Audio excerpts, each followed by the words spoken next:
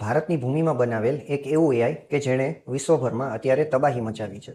આપણે વાત કરી રહ્યા છીએ સર્વમ એઆઈની, કે જેણે OCR ટેકનોલોજી એટલે કે ઓપ્ટિકલ કેરેક્ટર રેકોગ્નિશન ટેકનોલોજીમાં 84.3%ના સર્વોચ્ચ સ્કોર સાથે દુનિયાના દિગ્ગજ આર્ટિફિશિયલ ઇન્ટેલિજન્સ એટલે કે ChatGPT તથા જેમિનીને હરાવ્યા છે.